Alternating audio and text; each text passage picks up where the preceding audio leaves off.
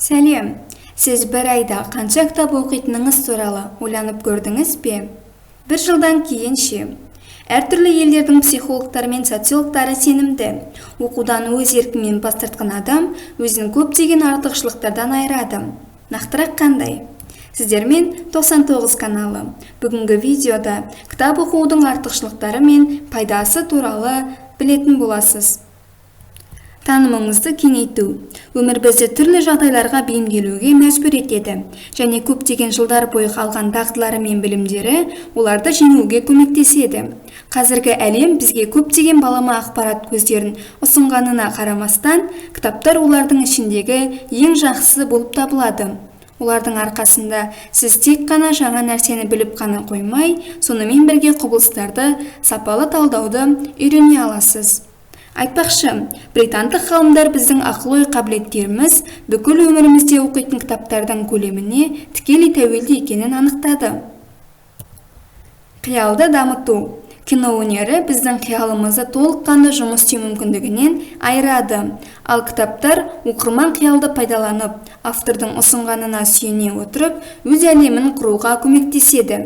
Сонымен, оқу әртүрлі бағыттағы білімімізді кеңейтіп қана қоймай, шығармашылық пен ойлау қабілеттерін дамытуға мүмкіндік береді. Сөздік қорды жақсарту. Сапалы әдебиет сіздің сөйлеуіңізді күнделікті өмірде кездестіру мүмкін емес, жаңа сөздермен, өрнектермен әртараптандыруға мүмкіндік береді. Оқу идеалға жақындауға көмектеседі. Стресстен арылу. Үлкен қалалардың тұрғындары үнемі стрессте болуға мәжбүр. Жұмыста тосқауыл, жүйке жұқаруы, тұрақты шаршау. Кітаптар бізді басқа әлемге апаратын сиқырлы қабілетке ие. Бізді өзекті мәселелерден алшақтатады. Бұл айла шарғымен бұралған сюжеттің кеңістігіне ене отырып, өзіңізді жеке және іскерлік қиындықтарыңызды ұмытып кету үшін мүмкіндік. Эмоционалды интеллектті дамыту. Интеллектуалды база жақсы, оны өз уақытында қолдана білу баға жетпес. Үнемі оқу өз ойларыңызды жақсы тұжырымдауыңызға мүмкіндік береді. Кітаптардың арқасында қарым-қатынас шеңберін кеңейтуге, қызықты сұхбаттасуға, әлеммен қарым-қатынастан рахат алуға болады. Оқығанның біздің сана-сезімімізге жақсы әсер ететіндігі, сөйлеуді жалтырататындығы және заттарға деген өзіндік көзқарасымызды қалыптастыратыны туралы айтпағанда.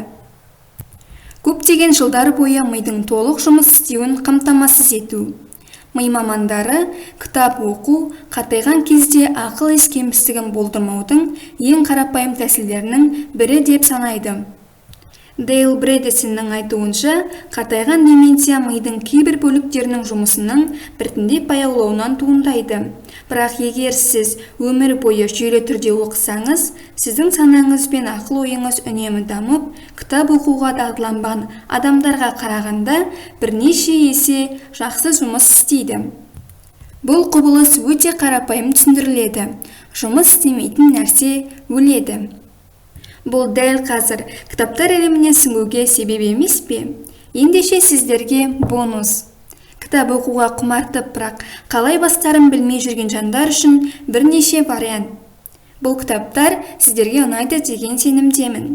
Видео ұнаған болса лайк басып, каналыма жазылуды ұмытпаңыздар. 99 бен бірге дамы.